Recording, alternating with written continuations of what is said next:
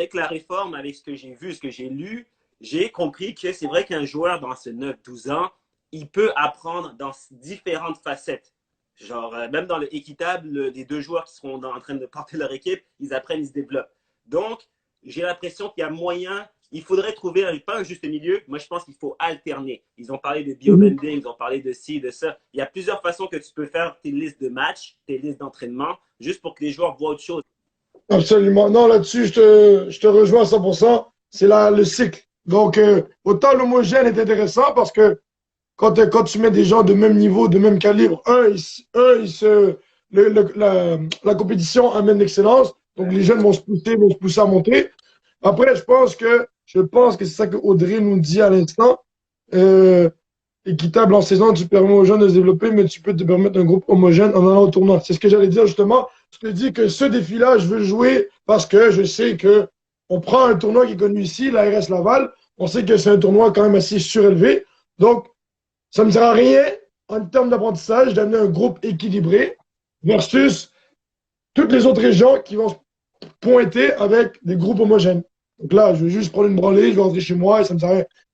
Je te rejoins aussi sur le fait que tu disais équitable. Par contre, je pense que l'équitable va aussi amener le un peu moins faible, un peu plus faible, pardon, à se Ouais, un dire peu. je vais être comme le fort, je veux monter mon niveau, je veux monter, je veux step up. Et je pense que là, ça peut amener un bon équilibre. Justement, Yanis nous dit live équitable parce qu'homogène, il y en a plusieurs qui seront malheureusement oubliés et un jour tu auras besoin d'eux, aussi lorsqu'ils joueront en 11. Je rejoins, je suis d'accord, sauf que comme Claude l'expliquait, il faut aller chercher l'équilibre parce que seulement l'équité peut parfois amener être récréatif. On est là, on touche le T'avances ballon, pas fort, là. on- tu stagnes et ça, malheureusement, c'est la réalité dans n'importe quel milieu. Si tu veux exceller, il faut que tu sois avec l'excellence. Mais je suis d'accord que dans un contexte de développement, il faut initier nos jeunes déjà à aimer le foot. C'est bien de segmenter par En des événements. période, en tournoi, événement. C'est Non, bien, je suis c'est d'accord, je suis sûr. d'accord. Ce soir, c'est plus calme.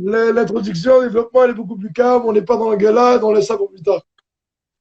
Et, et ça, par contre, là, je pense qu'on va se piquer. Ça m'a énervé cette question, hein. Elle m'a énervé.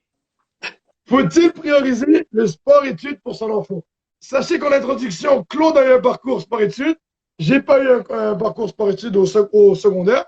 C'est surtout là-dessus, hein, parce que universitaire, après, collégial, ça, c'est un autre niveau. On va y aller avec secondaire. Perso, je pense que c'est pas une nécessité.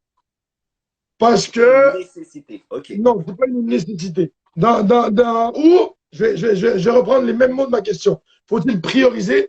Perso, faut pas prioriser. Parce que le jeune, il est encore en découverte de lui-même. Euh, il a encore un âge où, au niveau scolaire, c'est encore important parce que, malheureusement, ici au Québec, la réalité nous amène que c'est dur de percer au football. Donc, l'école, ça prend une grande importance. Donc, si un jeune, parce que j'en ai connu, va embarquer dans un sport-études, il va aborder une routine de chiller. Il va arriver, ça va commencer à être plus complexe pour lui arriver au cégep. Si jamais il n'est pas pris dans l'équipe du sport-études, il va être ramassé dans une routine que ça fait 5 ans qu'il chill, qu'il tout ça. On débarque, on arrive au collégial, on dit t'es pas bon, t'es pas dans l'équipe. Là, il ne sait pas trop comment donner de la tête, il n'est pas habitué à un horaire et ça peut amener des répercussions. Ouais, c'est ce qu'elle a Donc, dit. D'où Audrey, par contre, Audrey, elle donne un. Comme tu as dit, c'est pas une nécessité, mais est-ce que c'est un plus? Audrey Magny, photographie. La question, moi, elle me répond à ce que tu dis. Est-ce que c'est un plus? Elle répond. mais la réponse est oui, bien sûr que c'est un plus. Au niveau social, au niveau football, La juste football, confiance, bien ouais, sûr, ouais. ça, c'est sûr, mais au niveau social, au niveau de cognitif, faire des amis, le sport, ça amène un autre vibe, ça à 100%. Mais le problème, c'est certain, c'est que ça peut être un couteau à double tranchant. Social amène chilling, chilling amène mauvaise note. J'exagère en disant ça, là, mais tout ça peut effectivement, selon comment l'enfant gère ça, peut être complexe pour lui. Mais c'est quand j'apprends que pour être sport-études, il faut que ton équipe soit double A. Ou il faut Ouais, que tu sois 3A pour rester sport-études. C'est vrai. Oh, un sport-études, c'est pas une douane, gros. C'est le sport-études. Tu viens, c'est comme Clairefontaine. Tu viens, tu passes le test, tu es fort, tu joues, tu pratiques. Tu ne vas pas forcer un joueur à quitter son club parce que son club n'a pas fait le 3 ou le doubleur. Au contraire, non, tu as envie de revenir saison prochaine. Mais au sport-études, je suis le seul doubleur, on est deux, mais je suis fort.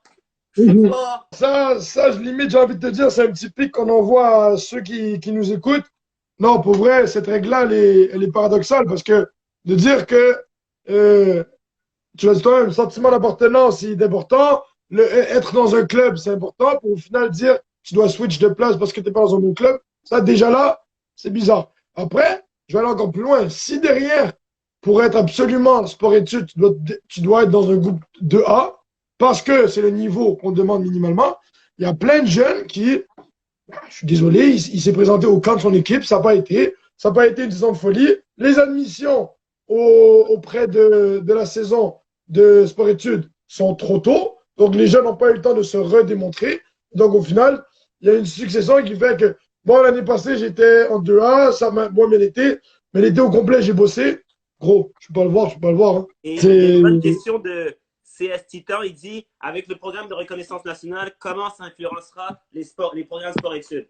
J'ai pas la réponse, mais la crainte de tout le monde, c'est si mon fils veut être en sport-études, il faut que j'aille dans un club qui est en reconnaissance nationale. J'ai pas le choix. C'est ça la peur. Donc, moi, je lis dans les documents sentiment d'appartenance. Et après, je vois dans d'autres facettes de tout ça, va pour le club qui peut t'amener au sport-études. Donc, c'est quoi là? Il y a quelque chose qui ne Non, correspond non, pas ou qui n'est pas dans ta non, vision. je sais pas. Moi, je pense que le programme de reconnaissance, effectivement, là-dessus, ça va être chaud parce que il y a plein de clubs qui vont perdre plein de joueurs parce qu'ils veulent aspirer à un sport-études. Mais Ouais. si c'est juste aux clubs nationaux, ça va être compliqué. Au niveau académique, c'était comment on dit parce que le sport-études, ça peut amener une certaine éthique. Pareil, effectivement. Hier, j'avais un live avec un de mes amis, Francis Harel, qui est à l'UQAM.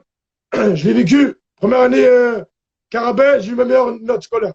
Scolairement, j'ai été A1. J'avais 8 entraînements semaine, c'est un autre délire.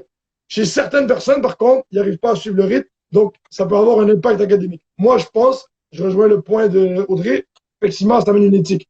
Je savais que j'avais 8 entraînements, il fallait que je fasse, ok, bon, ben, là, je peux pas, là, je peux m'entraîner, là, je dois faire ci. Là, ça amène une certaine éthique. C'est vraiment le mot, c'est l'éthique.